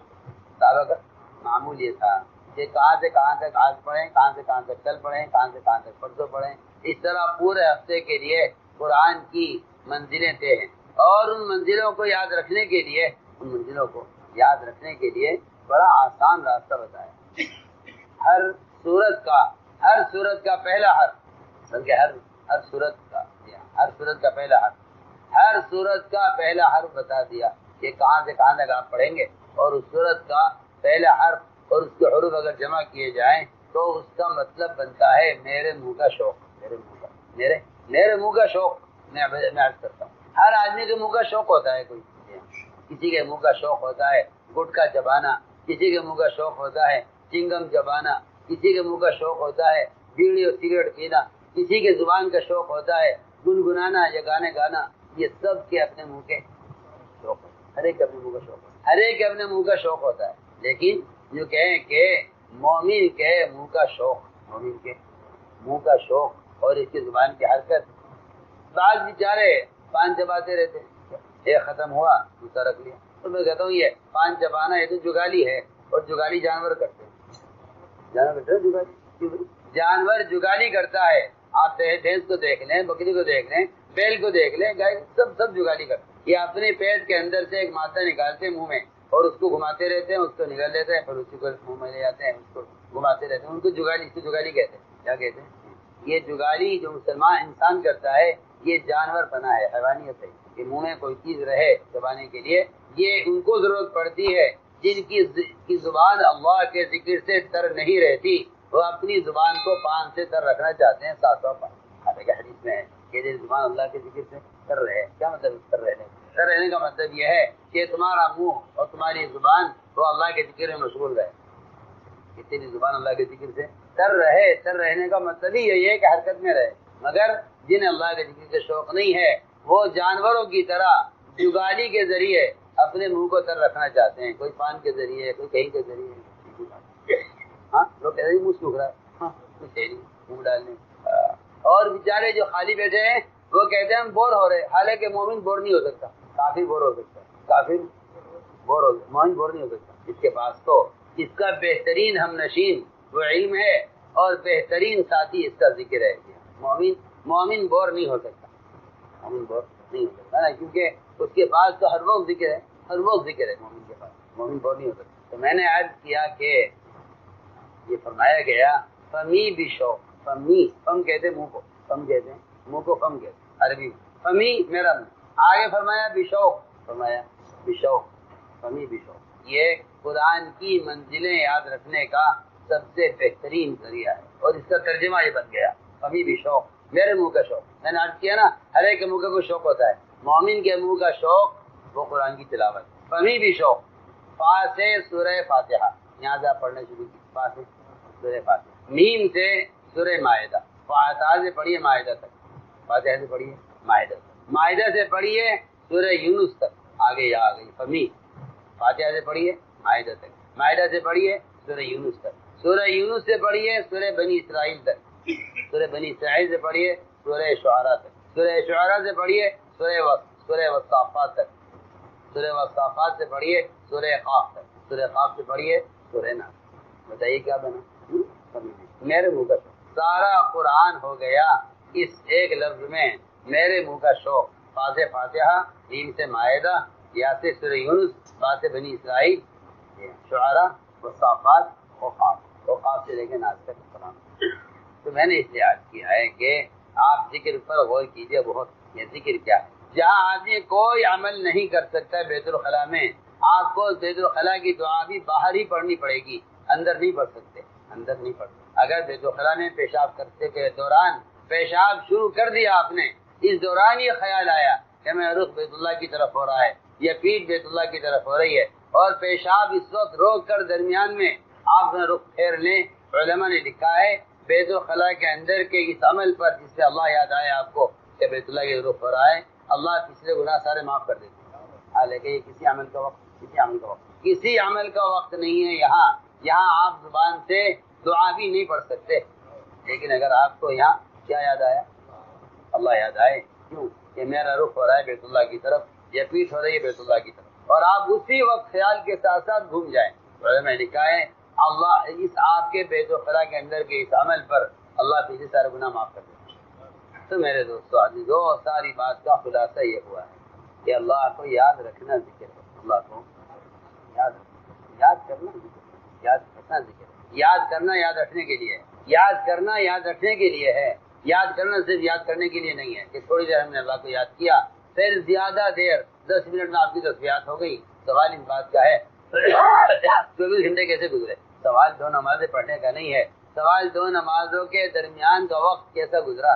سوال تو اس کا ہے کہ دو نماز کے درمیان کا وقت کیسے گزرا. اس لیے میرے دوستو عزیزو، یہ ہے ساری بات کا خلاصہ کہ اللہ کو یاد رکھو. اللہ کو یاد رکھو. اللہ کو یاد رکھنا یہ پوری زندگی کا ہر لمحے کا مسئلہ ہے. یاد کر لینا تھوڑی دیر کی بات ہے، یاد کر لینا تھوڑی دیر. اس تھوڑی دیر کے لیے بھی لوگوں کی خوشامد صحیح بھائی ذکر کر لیا کرو، بھائی تسبیحات پڑھ لیا کرو، یا اس تھوڑی دیر کے لیے یاد رکھنا بھاری ہو رہا ہے. آپ سوچیے صحیح، جس کو تھوڑی دیر ذکر کرنا بھاری ہو رہا ہے اس کو 24 گھنٹے دین کے تمام دنیا کے تمام شعبوں میں اللہ کو یاد رکھنا کیسے ممکن ہوگا. اس لیے اس کا اپنے آپ کو عادی بناؤ. ہمارے ایسا ضرورت ہے کہ یہ ہمارے سارے کام کا اصل مقصد یہ تھا.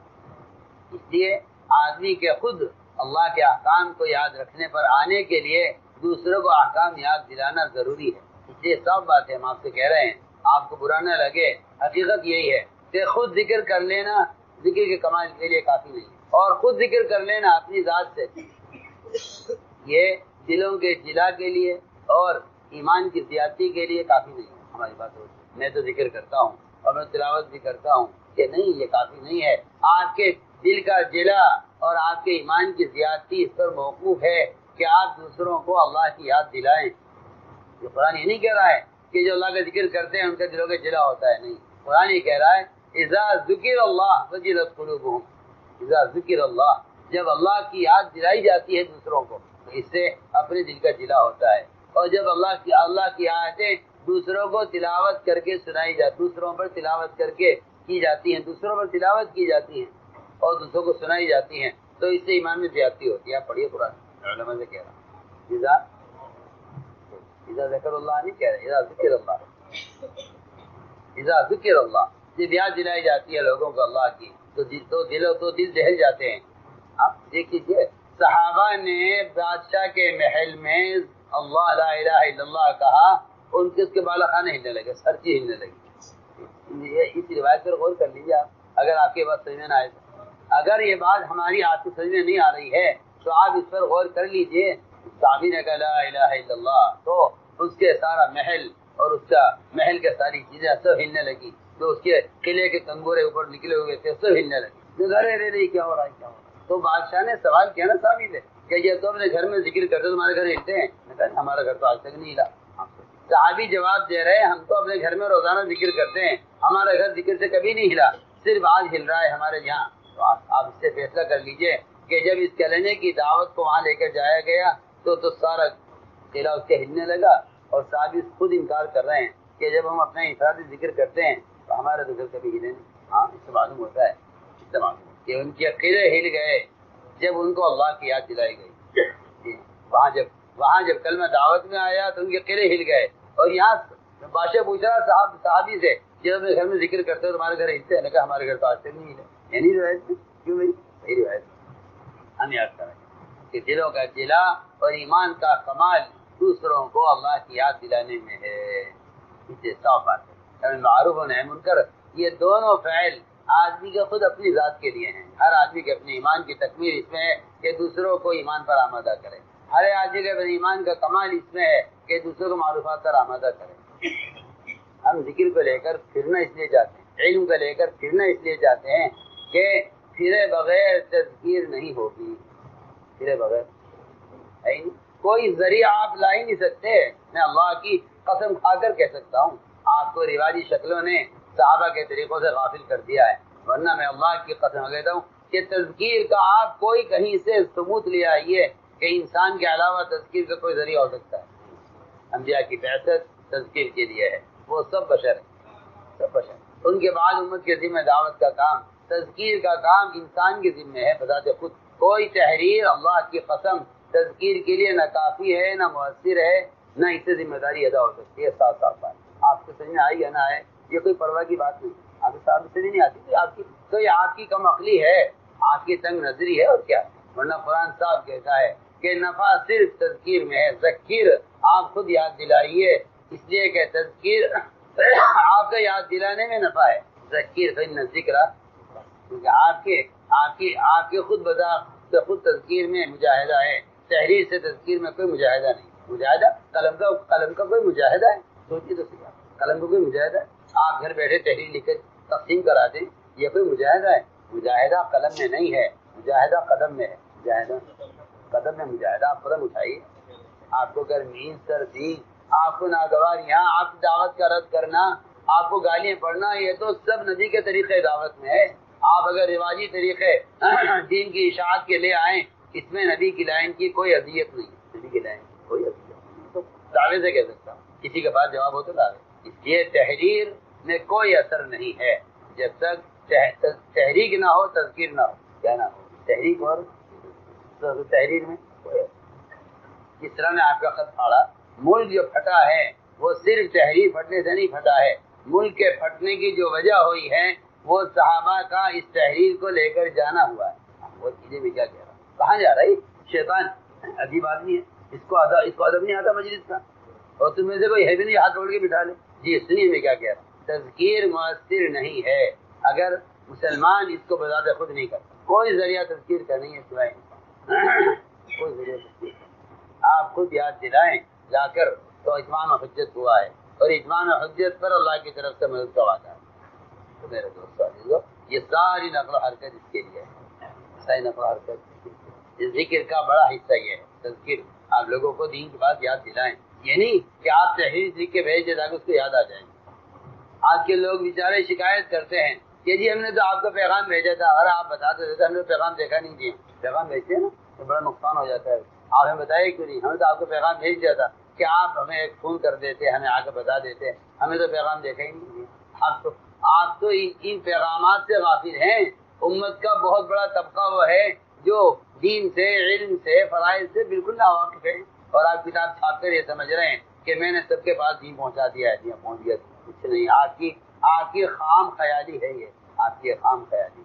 آپ سمجھتے ہیں کہ اخبار اور رسائل سے ذمہ داری پوری ہو جائے گی. ہم آپ کو اللہ کی قسم کھا کر کہہ سکتے ہیں کہ تذکیر کی ذمہ داری خود جا کر دین یاد دلائے بغیر ادا نہیں ہوگی. علیہ السلام نے صاف کہا تھا، عیسیٰ اگر تم چلے گئے میں نہ گیا اللہ مجھے ضعیف نہ سزا دیں گے. علیہ السلام کہہ رہے ہیں 5 باتیں یاد دلانی تھی.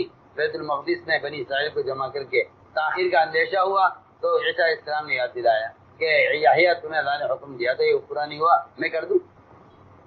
یحییٰ علیہ السلام نے کہا عیسیٰ ہرگز تم مت جانا، اگر تم گئے میں نہ گیا تو اللہ مجھے عذاب دیں گے اور اللہ مجھے زمین میں پھنسا دیں گے. آپ مجھے بتائیے تو صحیح، دین کی بات نہ پہنچانے پر خس کا عذاب. آج کسی مسلمان کو اس کا خیال بھی ہے، کسی مسلمان کو خیال بھی ہے اس کا کہ اگر دعوت نہیں دیں گے تو عذاب آئے گا. کسی کو خیال بھی ہے؟ آج تو تمہیں پڑھے لکھے لوگ اس بات کا انکار کرنے والے مل جائیں گے دنیا میں. پڑھے لکھے کہہ رہا ہوں جنہیں اللہ نے علم دیا ہے، جی وہ بھی انکار کر دیں گے. وہ بھی اس کا انکار. ایسی کوئی بات نہیں.